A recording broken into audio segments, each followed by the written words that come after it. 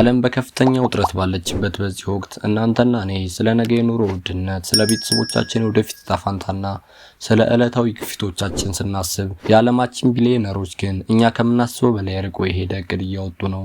ይህ እቅድ ስለ አዲስ ኩባንያ መስረታ ወይም ስለ ንግድ ትርፍ አይደለም። ይህ እቅድ ስለ መትረፍ ወይም ስለ ሰርቫይቫል ነው። ከሰው ዓይን ራቅ ብሎ በሚስጥር በተሸፈኑ ደሴቶችና መሬት ስር በሚቆፈሩ ጥልቅ ዋሻዎች ውስጥ የዓለማችን ባለጸጎች ለምጽአት ቀን ዝግጅት እያደረጉ ነው። ማርክ ዙከርበርግ በሃዋይት ደሴት ላይ $100 ቢሊዮን አውጥቶ ምን እየገነባ ነው? ከ6 ጫማ ውፍረት በላይ ያለው ኮንክሪትና በቦምብ የማይበገሩ በሮች ምንን ለመከላከል ታስበው ነው?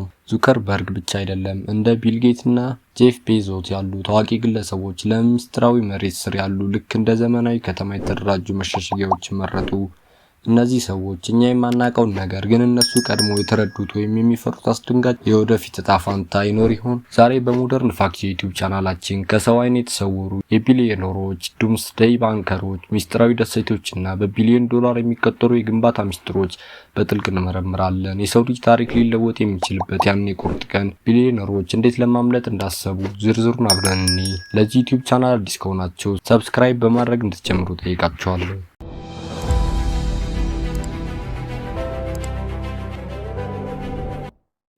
አሁን ደግሞ ወደ ሃዋይ ውብና ለምለም ደሴት ካዋይ እንጓዝ።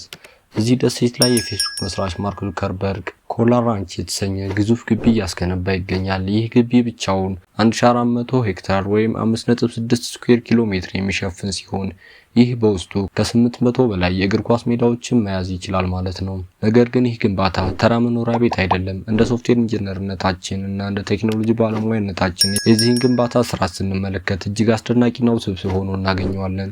ግንባታው ከላይ ከሚታዩ ዘመናዊ ቤቶች በተጨማሪ መሬት ስር ከ5000 ስኩዌር ኪሎ ሜትር ጫማ በላይ ስፋት ያለው ግዙፍ ባንከር አካቶ ይዟል። እዚህ ጋር ባንከር የሚለው ቃል እንግለጸው። ባንከር ማለት ልክ እንደ መሬት ስር ቤት ነው። ለምሳሌ በአካባቢያችሁ ከባድ ዝናብ ወይም አደጋ ሲመጣ ጥቅ እንደምትይዙት ሁሉ ባንከር ደግሞ ከባድ ጦርነት ወይም የተፈጥሮ አደጋ ቢከሰት እንኳን በውስጡ ያሉትን ሰዎች በሰላም ለመጠበቅ በጠንካራ ኮንክሪት መሬት ስር የሚገነባ ምሽግ ነው። የዚህ ባንከር በሮች ብላስት ፕሩፍ ናቸው። ብላስት ፕሩፍ ማለት ፍንዳታ የማይበግረው ማለት ነው። ለምሳሌ አንድ ተራ በር በጠንካራ ድንጋይ ወይም በዱላ ሊሰበር ይችላል።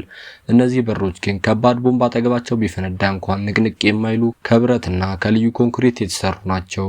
ይህ መሸሸጊያ ሙሉ በሙሉ ራሱን ችሎ ለዓመታት መቆየት ይችላል። የራሱ የኃይል ማመንጫና የውሃ ማጣሪያ ስርዓት ተዘርግቶለታል። የውሃ ማጣሪያው እንዴት ይሰራል የሚለውን በዝርዝር ለማየት እንሞክር። ከውጭ የሚመጣ ውሃ በኬሚካል ወይም በብክለት ቢበላሽ እንኳን ይህ ስርዓት ውሃውን በልዩ ማጣሪያዎች ውስጥ በማሳለፍ ልክ እንደ ቆርቆሮ የታሸገ ውሃ ንጹህ አድርጎ ያቀርባል። ዙከርበርግ ይህንን ያህል ርቀት መሄድ ያስፈለገው ለምንድን ነው? በቢሊዮን ዶላር የሚጠበቅ ንብረቱንና ቤተሰቡን ከምን ለመጠበቅ ነው?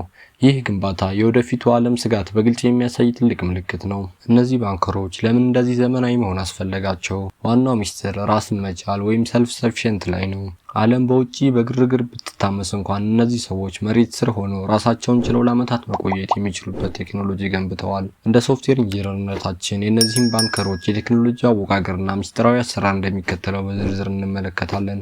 የመጀመሪያው የምግብ ዋስትና የምንለው ነው። አፈር ሳይጠቀሙ በውሃና በሰው ሰራሽ የኤልኢዲ ብርሃን ብቻ ተክሎችን የሚያሳድጉበት ሃይድሮፖኒክስ የተባለ የላቀ ስርዓት አላቸው። ይህ ማለት ልክ እንደተለመደው እርሻ መሬት ላይ ዘር ዘርቶ ዝናብ መጠበቅ ሳይሆን ቤት ውስጥ በቧንቧ በሚፈስ ውሃ እና በልዩ መብራት ብቻ እንደ ቲማቲም እና ሰላጣ ያሉ ምግቦችን በብዛት ማምረት ማለት ነው። ይህም ዓለም ላይ አውዳሚ ድርቅ ወይም የአየር ንብረት መዛባት ቢከሰት እንኳን የምግብ አቅርቦታቸው እንዳይቋረጥ ያደርጋል። ሌላኛው ደግሞ የኃይል ምንጭ ወይም ኢነርጂ የምንለው ነው። ከመሬት ውስጥ በሚገኝ ተፈጥሯዊ ሙቀት ወይም ጂኦተርማል እና በፀሐይ ብርሃን የሚሰሩ ግዙፍ የኃይል ማከማቻዎች አሏቸው። ጂኦተርማል ማለት ልክ እንደ ፍል ውሃ ከመሬት ውስጥ የሚመጣ ሙቀት ተጠቅመ መብራት እንደማመንጨት ነው። ይህ ማለት የመንግስት መብራት ኃይል ቢቋረጥ ወይም የነዳጅ ማደያዎች ስራ ቢያቆሙ እንኳን ባንከሩ የራሱን መብራት ማመንጨቱን ይቀጥላል ማለት ነው። በሶስተኛ ደረጃ ደግሞ የምናየው የሳይበር ደህንነት ወይም ኦፍላይን ኔትወርክ የሚል ነው። ከውጭ የሚመጣ የጠለፋ ወይም ሃኪንግ ሙከራ ለመከላከል የተለየ የኦፍላይን የኔትወርክ ስርዓት እንደሚጠቀሙ ይገመታል። ይህ እንደ አንድ በቤት ውስጥ ብቻ እንደሚሰራ የውስጥ ስልክ መስመር አድርጋችሁ ቁጠሩት። ከውጭ ካለው ኢንተርኔት ጋር ስላልተገናኘ አንድ ሀከር ከሩቁ ሆኖ ሊሰርቃቸው ወይም ስርዓታቸውን ሊያበላሽ አይችልም። በዚህ ምክንያት ዓለም በዲጂታል ጦርነት ብትናወጥ እንኳን እነሱ በባንከራቸው ውስጥ ሰላማዊና አስተማማኝ የቴክኖሎጂ ኑሮ ይኖራቸዋል ማለት ነው። እነዚህ በቢሊዮን የሚቆጠሩ የቴክኖሎጂ ኢንቨስትመንቶች የሚያሳዩት አንድ ነገር ቢኖር ቢሊዮነሮች ለወደፊቱ ዓለም ያላቸው እቅድ እጅግ ጥንቃቄ የተሞላበት መሆኑን ነው። ቢሊዮነሮቹ ለምን ኒውዚላንድ መረጡ? ኒውዚላንድ ከዓለም የጦርነት ቀጠናዎች የራቀችና የተረጋጋ አየር ንብረት ያላት ሀገር በመሆኗ ተመራጭ ሆናለች። ሰርቫይቫል ኮንዶ የተባለ ድርጅት በኒውዚላንድ ተራራዎች ስር የቅንጦት ባንከሮች እየገነቡ ለቢሊዮነሮች ይሸጣሉ። በአንድ ባንከር ውስጥ መዋኛ ገንዳ፣ ሲኒማ ቤትና የሕክምና ማዕከል ተካቷል። ይህ መሸሸጊያ ብቻ ሳይሆን አዲሱ የሀብታሞች ዓለም ነው። እንደ ሶፍትዌር ኢንጂነር የእነዚህ አካባቢ ምርጫና የባንከሮች አወቃቀር በጥልቅ እንመልከት። በመጀመሪያ ደረጃ የምናገኘው ጂኦግራፊያዊ ገለልተኝነት ወይም ጂኦግራፊክ አይሶሌሽን የሚለውን ነው። ኒውዚላንድ በካርታ ላይ ስትታይ ከዋና ዋናዎቹ የዓለም ግጭቶችና የጦርነት ቀጠናዎች እጅግ የራቀች ደሴት ናት። ይህ ማለት ልክ በሰፈር ውስጥ ሁከትና ጩኸት ሲበዛ ድምፅ የማይሰማበት ራቅ ያለ ጸጥተኛ ክፍል ውስጥ እንደመሄድ ነው። ዓለም በፖለቲካ ግጭት ብትናወጥ እንኳን የኒውዚላንድ ርቀት ለቢሊዮነሮቹ አስተማማኝ ከለላ ይሰጣቸዋል። ሁለተኛው ደግሞ ሰርቫይቫል ኮንዶ የምንለው ነው። እነዚህ ድርጅቶች ለጦርነት አገልግሎት ይውሉ የነበሩ የቆዩ መሬት ስር ያሉ ሚሳኤል ማከማቻዎችን ወደ ዘመናዊ መኖሪያነት የሚቀይሩ ኩባንያዎች ናቸው። ይህ ልክ እንደ አንድ ያረጀና ጠንካራ ቤት ገዝቶ በውስጡ ዘመናዊ እቃዎችን በማሟላት ወደ ቅንጦት ሆቴል እንደመቀየር ነው። ነገር ግን እነዚህ ቤቶች ወደ ሰማይ ሳይሆን ወደ መሬት ውስጥ ጥልቅ ፎቆች ያላቸው ናቸው።